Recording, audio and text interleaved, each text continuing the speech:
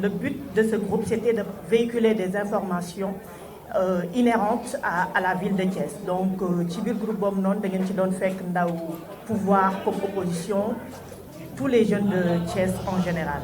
Donc bi groupe bi di dox ñu gis ni ñoom ñëpp seen cohabitation ci biir groupe boobu noonu dafa rafet malgré leur divergence politique. Donc ñu ne loolu noonu pourquoi le virtuel duñ ko matérialiser en réel. Donc loolu moo tax ñu ne nañ dajaloo benn journée toujours actuellement kon niñ gisee ni dialogue national le président de la République woote pouvoir comme opposition société civile ñu bari dem nañu wuy ji. Donc ndaw yooyu noonu ñu ne loolu noonu nañ bëgg a matérialiser d'abord fii ci seen biir dëkk ndax ñiy cohabiter de manière virtuelle macha allah amul benn sikk sàkk léegi ñu ne nañ xool ba xam en réel nan nañ gën a mën a waxtaanee loo xam ne dina jëmale seen dëkk bii di Thiès kanam. Donc loolu noonu moo tax tey ñu ne nañ def journée boo xam ne dinañ def benn panel boobu noonu dina indi ay discussion ci li nga xam ne mooy situation économique bu Thiès. Donc quels sont les enjeux et les perspectives ci loolu noonu ci nañ xalaat ne am na benn doomu Thiès boo xam ne moom xelam màcc na ci économie muy docteur Cheikh Ahmed Bamba Diagne. Il est docteur en économie et aussi il est le directeur scientifique du LAREM qui est le laboratoire de recherche économique et monétaire. Il est aussi titulaire d'un maîtrise en analyse politique. Donc moom nañuy bàyyi mu ànd ak yéen waxtaan bi ci situation économique de Thiès, quelles sont les perspectives. balaa ñuy tàmbali nag dañoo bëgg jagleel bés bi monsieur Madiop Sine mi nga xam ne dafay jóge. Donc ñu jagleel ko benn 1 minute de silence incha allah balaa ñoo jox parole bi monsieur Cheikh Ahmed Bamba Diagne. Merci beaucoup. dama bokk ci ñu gëm ni réew comme lépp am na solo mais li koy doxal mooy politique. Et la politique a toujours été l'activité des gens nobles nit ñu baax ñu daan def politique te jàpp naa ne ba léegi nit ñu baax ñoo koy def mais dafa am lu ci nekk loo xamante ni xëy na ñii ndaw ñi def politique war nañ cee bàyyi xel balaa ñuy doon mag. Je dis toujours que j'ai choisi de croire que les hommes politiques sont des hommes bons. J'ai choisi de croire aussi que amul activité bu gën a noble politique. Mais j'essaie de comprendre lu tax politique bu noble boobu ak nit ñu noble yooyu di ko def bis bu ñu ñëwee ci pouvoir rek dañu nekk ay démons. C'est une question boo xamante ni jaaxaloon na ma ba justifier un de mes livres ma bind sur comment votent les Sénégalais nan la Sénégalais bi di voter ndaxte damay gis ni nit ñi gën a saaga ñooñu la ñuy voter. Et j'ai eu la chance depuis 11 ans ba ma nekkee secondaire nekk mouvement élèves étudiants je me rappelle trésorier laa nekkoon ASSEM annexe Malick Sy ba may génn université j'étais le secrétaire général de l'amicale des étudiants à la faculté des sciences économiques et de gestion. Donc dama teel a dugg ci mouvement ndaw dama ko def ba mu jeex takk ba may ñëw doctorat recteur ne ma il faut nga nekk président des doctorants j'ai dit que sonn naa quoi dama bëgg li ci des ma jàng bind nekk dans la recherche. Mais gëm naa ni politiciens fi toll nii ñi am yenn âge dootuñu changer gëm naa ni changement bi nga xamante ni moo mën a impacter positivement ci politique gu ëllëg ci ndaw ñi la mën a jóge bu ay ndaw Thiessois nag politique nekk ci parti yu ci nekk mën a am majorité d'idées dépasser niveau yu ndaw yooyu xuloo xeex yu ñàkk fayda yooyu nga xamante ni xëy na loolu lañu daan doyee ndaw ñi ci parti parce que dans tous les partis ndaw ñi lan la ñuy doyee ndaw bu kële waxee yow génn ndaw ñi génn leen ngeen saaga ko bu këy duggee après yéen ndaw ñi génn leen ngeen tontu kële ndaw daal saaga lañ koy doyee jigéen commission féminine d'habitude loolu moo am ci parti pour rafetal démocratie wane ni jigéen ñi tout cela et ça fait très mal. Donc day baax ay ndaw dajaloo commencer de réfléchir sur l'avenir de ce pays-là. Et je suis en train de travailler avec benn étudiant bu may encadré buy def thèse am sur la politique au Sénégal c'est un Canadien. On est en train de faire un article sur les hommes politiques du Sénégal en 2050 def benn projection sur 2050 ban type d'homme politique la ñu am ndaxte pour ñu mën a définir le type d'homme politique bi ñu war a am en 2050 faw ñu xam 2050 lan lañ bëgg ndaxte li am solo te duñ ciy waxtaan mukk mooy fan la ñu nekk fan la ñu toll tey fan la ñu bëgg a jëm ak yan yoon la ñu war a jaar pour egg fa. Thiès dafa nekk dëkk boo xamante ni ñun ba ñu ñëw université je me rappelle dama ñëw nekkoon délégué au lycée ñëw université ay grand seet sama nekk ne ma non yéen Thiessois yi comme da ngeen bëri truc il faut nga dugg ci amicale bi noonu laa duggee ci amicale parce que simplement Thiessois la jàpp nañ ni damaa dëgg fit damaa bëri histoire damaa mën a xeex ainsi de suite ainsi de suite et comme ça noonu la ñu décrire lu baax la tamit mais day jot benn moment léegi ñu xool loolu lépp ban njariñ ban jeexital la am ci ñun. Thiès ba maa ngi am bac je pense 99 2000 daan naa fi bëri tànk nag première cycle ba maîtrise mais j'ai vu que man li ma bàyyi woon Thiès saa ma ñëwee moom laa fi fekk c'est-à-dire que Thiès bettu ma quoi Thiès du ma bett sur le plan même des infrastructures Thiès du ma bett c'est-à-dire que ça n'évolue pas comme si da ko fiy bàyyi. damay wax toujours benn maire bu ma taseeloon benn jour à l'étranger ma ne ko Thiès dafa may fàttali histoire yi ñuy nettali dans les prophètes ñi tëddoon nelaw xaw ma ñaata at yeewu du dundaat quoi mais ñooñu ba ñu ñëwee fekk na seen situation changé dëkk bi changé mais Thiès dara changé wul dara changé wul nous sommes à 70 kilomètres de Dakar et nous avons la chance nekk ci dëkk boo xamante ni xëy na mooy sele bi yoonu Sénégal fii la lépp di jaar sur le plan économique Thiès devait être la ville économique du Sénégal sur tous les plans Thiès domine le reste du Sénégal sur le plan des ressources minières sur le plan de l'agriculture surtout de l'horticulture sur le plan du tourisme sur le plan même culturel sur le plan de l'élevage. Mais en réalité, Thiès n'évolue pas. La question fondamentale bi ñu posé booy borom xam-xam mën a posé mooy lan lañ bëgg ci Thiès lan lañ yaakaar ci Thiès ak fan la les jeunes qui font la politique bëgg a yóbbu Thiès. Et je pense que loolu bu ñu koy xalaat dina am foo xamante ni foofu la ñu war a tàmbalee. Sur le plan économique nañu xool ci wàllu mbay boo xoolee zone yi nga xamante ni mooy produire lépp luy légumes ci Sénégal 51% yi fii lañ koy produire à Thiès mais le plus compliqué mooy ñun suñu mbay dañoo tàmm bu ñu bayee rek jaay. Ce qu'on appelle suñu jaay yëpp dañuy jaay li ñu woowee ay produits primaires c'est-à-dire que bu ñu bayee carotte ñambi wala lépp loo xamante dañ koy utiliser les légumes contre saison comme les légumes saisonniers lépp lu ñu produire rek dañ koy jaay. Les fruits aussi lépp loo xamante ni day jóge Thiès rek day génn te réew am na fu muy toll mat. ki kilifa yi yor réew yi war a mat mooy xool nombre de jeunes yu ñëw sur le marché de l'emploi par at ñu réfléchir froidement ñi nan la ñuy def ak ñoom te loolu lu ci njëkk mooy li ñu woowee en tubaab la pédagogie de l'exemple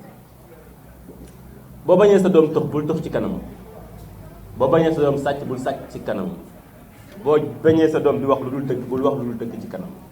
ndax loo def ci kanam doo koy def sa ginnaaw te day jàpp ne loolu dafa baax ñu toll ci situation boo xamante ni politique bi ma ne la mooy jiital lépp mooy doxal lépp mooy batterie bi nga xamante ni mooy yëngal lépp moo feebar suñu réew mais jusqu'à présent Sénégal débat bi dafa nekk ci camp malheureusement boo faree ak nit bu reyul nit sax nga ne non reyul paaka bi da doon def nii rek mu romb pour gi dagg mais reyu ko woon boo contrer nit lu mu mën a def baaxul niveau boobu lañ toll. day baax am solo ñu xalaat sérieusement et froidement bombe sociale bii xale yi ni ñu màggee te boo ñëwee Thiès dugg ba génn doo gis saxaar doo gis dara loo xamante ni di nga ne ah fii kat nit ñaa ngi fay dem di daan seen doole. léegi ay je pense moto Jakarta yi nga xamante ni c'est des cimetières ambulants moom la xale yi mën a yor pour am liggéey. c'est-à-dire que amul benn réflexion amul benn prospection ci Sénégal ni muy doxee ni pétrole bi nga xamante ni Thiès am na ci wàllu bu am solo nan la mën a amee njeexital ci doomi Thiès yi ci ndaw Thiès yi. ndaxte politiciens dañuy wax souvent am ngeen lii am ngeen lii am ngeen lii léegi xaalis bu ñëwee dañ ci def lii dañ ci def lii. le danger xaalis kenn du ko jël rek dépenser ko pour lu xool lu neex nit ñi wàññil leen ceeb wàññil leen diwlin wàññil leen suukar ndax toll nañ foo xamante ne réew mi métti na métti goo xamante ni bu ñu ne woon tey wàññi nañu ceeb wàññi nañu diwlin wàññi nañu suukar ku xamul da ngay tàccu mais ku xam day tiit ku xam day tiit lu koy tiital mooy li ñu wàññee ceeb wàññi ko diwlin wàññi ko suukar kan moo koy fay. ki koy fay mooy kan sa doom bi juddoogul nga war koo jàppale yow boo nekkee bàyyam yaa ngi jéem a xool kër goo ko bàyyil alal joo ko bàyyil waaye bu dee état nag mu ngi xool bor bu mu ko bàyyil. donc dañu yokk suñu njaboot ba pare la religion dugg ci tamit naan ñu non yokk leen xeetu yonent yàlla Muhammad bu kenn téye si njur gi te yow sa doom mënuloo ko dara xam nga ni mënuloo ko dara. amoo ay moyens pour yor ko amoo temps pour éduquer ko amoo aussi soxna soo xamante ni xëy na dina am jot di téye ñeent wala juróomi nit nga bàyyi boo amee ñetti jabar wala ñeent jur xale yu bëri ku ci tekki nga ne ko sa ndey moo ko liggéey keneen ki sa ndey liggéeyul. mu nekk compétition boo xamante ni day nekk ci bopp xale yi ku ci nekk yaa ngi jéem a xool le travail de maman lan la sama yaay liggéey sama yaay su lu mu liggéey ci man la dépendre nga nekk ci compétition boo xamante ni en réalité jaru ko woon ku ci nekk bu mënee bu juree lu mu mën a yar doo am benn problème. parce que moi je dis que nous les économistes on est en train de réfléchir sur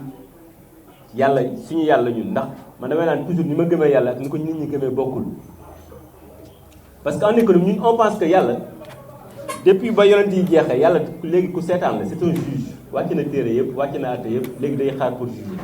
mais am na ñoo xamante ni pour ñoom ba léegi yàllaa ngi wàcc di régler problème yi di xëcc portable kii di ko jox kële di pousse kii mu rey nit kii di pousse kii mu siif kii lu xew ñu ne ñu jiñ ko mais buñ ko jiñee lépp nan la ñuy juger ëllëg. ñu nekk aussi dëkk yoo xamante ni dañu jël ay décisions yoo xamante ni kenn du ko assumer nous sommes un pays qui n'assume pas. Personne n'est responsable dans ce pays yàlla ay dogal lépp lu xew yàlla bu baaxee ku ci nekk defaraat sa costume wane ni yaa liggéey bu bonee nga ne noonu yàlla ko lii laa bëggoon mais yàlla lii la dogal. il faut que ñu situé waat suñu responsabilité fu dëkk Thiès war nga xool Thiès ci ay bët jàkk xam ne Thiès nañ ko bàyyi woon yënguwul bu ku ci nekk amee froideur génn ci far. day toog ñu ne fan lañ bëgg yóbbu Thiès pour man tout le débat mooy fan lañ bëgg Thiès nekk fa en 2030 wala en 2040 lan lañ bëgg ci Thiès mais lu ñëpp bëgg ci Thiès mooy nit ñi am liggéey mais liggéey bi et looluy erreur bu gën a ngand bu état di def dañoo taqale liggéey ak jàng ça n'a rien à voir nit ku jàng boo ko bàyyee moom dina wutal boppam liggéey. ki am problème mooy ku jàngul te ki jàngul dëkk da koy day créer ay stratégie pour ki jàngul ñu jéem a xool nan lañu def ba insérer du ay projet mais dafa am ay entreprises yoo xamante ni day soxla ce qu'on appelle une main d'œuvre bon marché te day baax ci taarix nga xool adduna bi nu mu fonctionner et modèle bi gën a wane loolu ci adduna c'est le modèle allemand xam nga boo xoolee Allemagne. L'Allemagne c'est l'économie la plus riche d'Europe, avec les hommes politiques les plus riches d'Europe, avec comment dirais-je les grandes entreprises les plus puissantes d'Europe. Mais malheureusement, Allemagne l'Allemagne n'héberge pas les hommes les plus riches d'Europe. Les hommes les plus riches ay français la ñuy doon wala ay anglais et pourtant économie allemande moo ëpp doole ci économie yooyu fuuf nan lañ def te loolooy modèle bi baax bi nga xamante ni pays ñàkk doole yi fa la ñu war a commencer te Allemagne ba mu koy commencer li tax mu neex mooy ba mu ñàkkee doole la ko commencer. Dans l'histoire après la Deuxième Guerre mondiale dañu oublier toujours de 45 à 49 les Allemands dañu leen a torturer humilier leen violer leen les Russes les Union soviétique a presque violé toutes les filles allemandes parce que l'objectif bi c'était détruire leen mentalement. Mais qu'est-ce qui s'est passé après 49 ba Konrad Adenauer ñëwee mu ne Allemagne yi ñaar rekk fi am ñu sangu ba set léegi moom lañu suñu bopp solu yëkkati suñu dënn xool suñu kanam xool suñu noonu ne leen jeex na nous sommes l'Allemagne ñu continuer di liggéey oui là ñu xam ne ñun mentalement détruire nañu ñuy jooy di fomp suñu rangoñ liggéey pour suñuy doom ba ñu dund ñun li ñu dund ba mu demee au niveau du Bundestag seen assemblée Allemagne na ko on choisit deuxième choix bi la ñuy jël ñun yàqu nañu ba pare mais nañu continuer di jooy mais rey suñu bopp ci liggéey pour suñuy doom ba ñu dund ñun li ñu dund.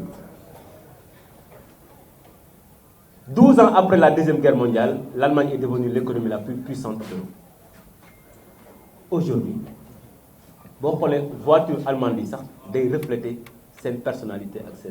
seen assurance. benn oto seen BMW bi ñu mujjee génn X4 bi il y a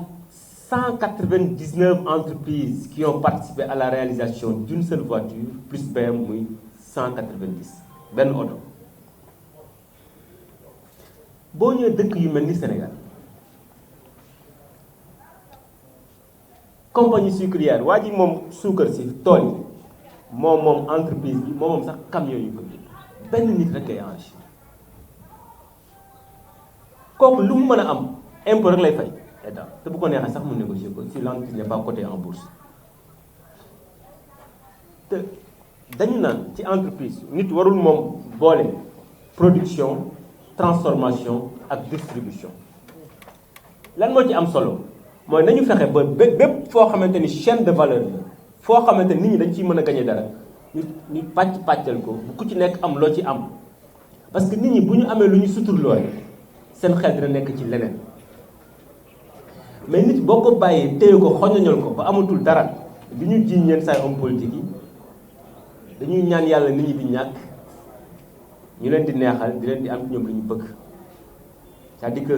un peuple pauvre moo neex a corrompre. J'habite au Point E damay naan toujours li ma dëkk Point E yëpp musuma gis meeting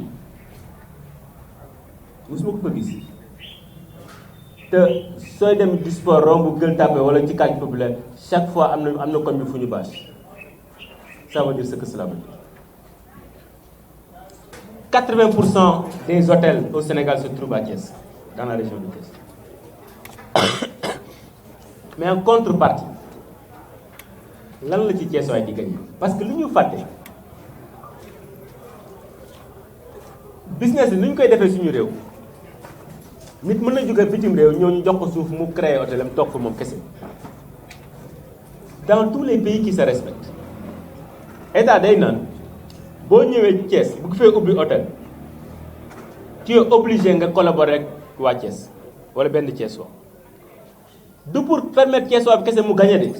mais pour permettre entreprise bi bañ a def lu ko neex ci au niveau de ses recettes fiscales parce que au Sénégal les entreprises peuvent mettre en place des stratégies pour ne pas payer leurs recettes fiscales.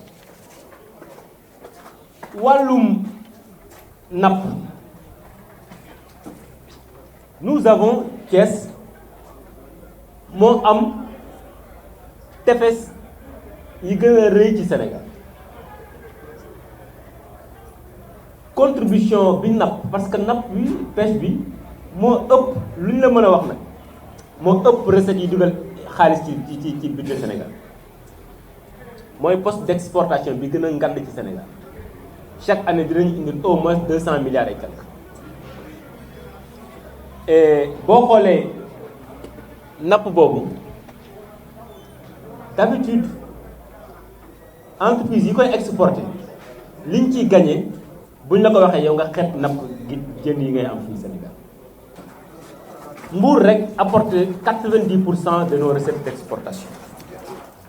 mais recettes yooyu yëpp ñuy am ci napp gi tamit ci fan lay feeñee ci Thiès. nga am département bu mag xëy na je dis que suñu homme politique yi bàyyi nañu lu bëri parce que xëccoo politique dafa dominer étude économique yu sérieuse yu ñu war a am biir Thiès. nit ñi dañoo ne ci xëccoo politique kii moo gagné kii gagnéwul ba xalaatuñu Thiès maintenant nan lañu mën a def ba Thiès gagné.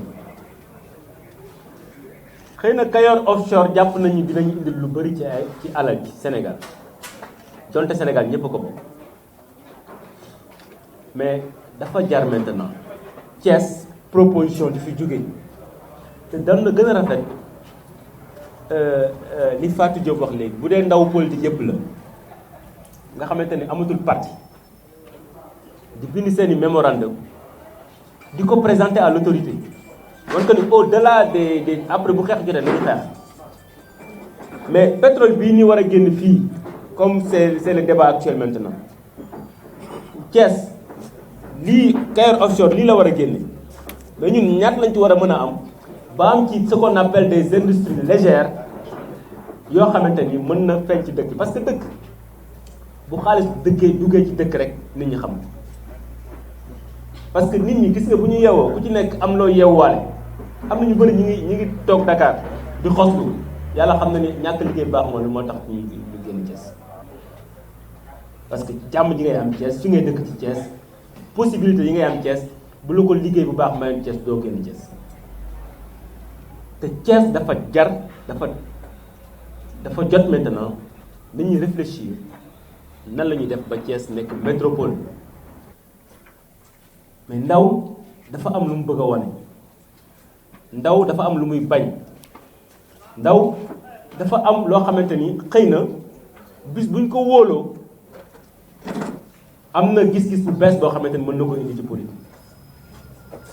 te dama jàpp ni politique Sénégal changé wul depuis 1960 parce que y a des témoins de notre temps en politique am na ñoo xamante ni mën nañu la wax depuis 1950 li xew Sénégal ba léegi mënoo nekk témoin du temps politique ba pare continuer def politique c'est pas possible loolu day indi benn problème mooy nañ koy defee du soppeeku parce que ña ko daan def ba léegi ñoo fi ne day baax moom rupture ci xalaat rupture ci gis-gis te rupture ci gis-gis nag mooy commencer indi sa këyit Thiès bii lii lañ ci xalaat Thiès ñaaw na Thiès amul équipe de football bu mag ñaaw na Thiès amul équipe de basket bu mag ñaaw na Thiès amul ainsi de suite te li ko mën a def mooy lan on peut pas avoir ay industries yoo xamante ni elles pèsent des milliards wóor ñu am lu ñuy def suñu atmosphère en réalité joxuñu ñu dara sur le plan artisanal damay wax toujours et mes collègues thiessois dama leen di imposer toujours ñaaw na thiessois booy dugg këram wala nga dugg ci otoom wala nga dugg ci bureau gisoo ci benn œuvre bu jóge ci manufacture des arts de Thiès man la gis nga yooyu buñ ko ñàkkal fayda ku ci nekk ci ñun yàlla def na nga nekk directeur même booy joxe ay affaire de arbre de Noël joxe cadeau jege si fi nga jënd gis nga bu ñu amee habitude boobu ku ci nekk di xool ci ñun ñi nga xamante ne xëy na ñu ngi gagné as tuut ku ci nekk di xool lan nga def Thiès lan nga jënd Thiès lan nga bàyyi Thiès dina dem ba à un moment donné dina am benn philosophie bu nekk ci ñun ndaxte l'idée mooy fexe ba Thiessois bu ci nekk di xool chaque année ñaata la bàyyi biir Thiès mais li mu bàyyi tamit dina am solo trop muy doon lu ñuy jëmmal. ginnaaw bi ñu sant yàlla julli ci yonent bi dañuy remercier bu baax jeunes yi nga xam ni à la fois opposition lañ nekk comme au pouvoir nekk ay Thiessois boole seeni xel ak seen xalaat fàtte li nga xam ni moo leen wutale sur le plan politique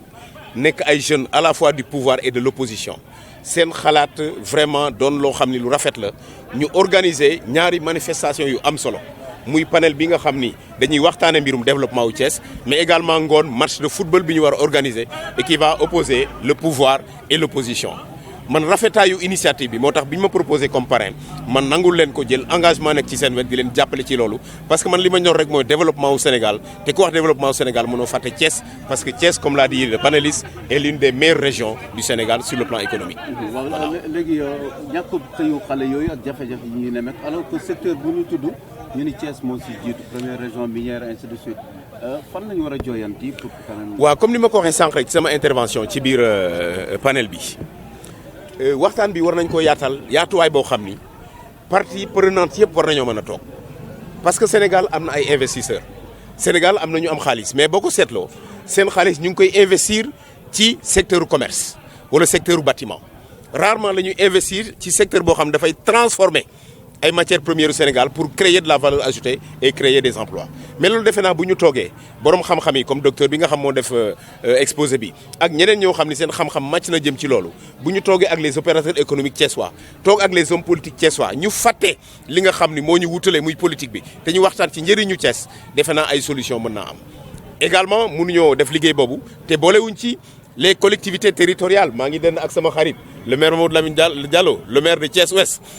Thiès Nord excuse-moi que je félicite également parce que li mu def esprit de grandeur la ñëw toog ak le pouvoir ñu bokk waxtaan ci panel boo xam ni kenn seetul coloration politique mais intérêt Thiès la ñuy jiital loolu dafa am solo bëggoon naa également profiter seen micro pour féliciter le ministre de l'Intérieur Aly Ngouille Ndiaye parce que li mu def aussi am na solo moom moo woo xale yi encourager leen ci initiative bi envoyer leen ay jeux de maillot loolu doon na loo xam ne dañ koy rafetlu parce que kilifa la bu wàccee boppam kilifa bu xam importance su dialogue li mu joxe loolu moo tax mu dugal ci loxoom ma koy féliciter di ko remercier ci initiative boobu. ñu ngi gërëm ñi nga xam ni ñëpp ñoo sooxe surtout les jeunes yi nga xam ni ñoom ñoo sooxe panel bi pour ñu toog ñi nga xam ni ñoo fi nekk ci langue politique bi. pour ñu waxtaane li nga xam ni moom mooy jafe-jafe dëkk bi je crois que loolu am na solo tey au niveau central ñu ngi wax dialogue national mais dafay baax dialogue bi tàmbali ci suuf donc tey Thiès joxe na la voix ñu ngi fi l'opposition ak le pouvoir di waxtaan li nga xam ni tey moo soxal la ville de Thiès donc loolu dafa am solo tey ville de Thiès tey bu ñu ko xoolee am na ay problématiques yu fi nekk war nañ ko mën a gaaw saafara parce que du caaginu rek que ni ville la bi nga xam ni ville rebelle la wala non dama wax ni am na temps pour def élection mais élection bu jeexee rek nañu jublu ci saafara problème mu askan gi je crois que tey weesu nañu ay élection li nga xam ne moom mooy soxla askan gi amul beneen coloration politique mooy nañ ci jublu mooy déjà les chantiers de Thiès war nañu fexe ba nu mu yeggee mais également les travaux de Promoville parce que gis nañu communes yu bëri am nañu ay tali yi nga xam ne Promoville lancé na ko mais eggul yooyu c'était problématique donc Thiès ñu xamal ni aussi askan gi da di nekk ville bu nga xam ni dafa pauvre parce que budget ville bi boo jëlee les 4 communes les 3 communes ak la ville de Thiès dépassé wul 2 milliards donc 2 milliards da ngay xool ni loo mën bëriwul donc forcément pouvoir bi il faut mu jàppale collectivités locales yi ñu jublu saafara soxlay askan gi donc loolu moo tax dañuy rafetlu bu baax tey ñu ngi fii ak suñuy xarit Pascal Ndione mu nekk le parrain def ci liggéey bu am solo pouvoir bi aussi jàpp si pour ñu mën a réussir cet événement ñu ngi féliciter ñëpp yaakaar daal wax bi bañ a doon waxu kese rek ne mais nañu buñ ci luñ fi mën a xalaat génnee ko rek na ko pouvoir bi jàpp xam ni xalaatu waa Thiès la xalaatu ndawu Thiès la pour te loolu nekkul lu dul jëmale kanam Thiès. maa ngi tudd Aly Nguer Faye bokk ci opposition bi mais bokk ci parti bu ñu naan réew mi tey ñi ngi sant yàlla bu wér suñu gisee nag suñu jotaay bi ñun ñu toog ak waa pouvoir xam naa dinaa leen tooñ tuuti ne leen yoruñu brin almet pour waxtaanee pétrole parce que fi mu toll mooy mbirum coow li ñuy waxtaanee mooy li ñu bokk muy Thiès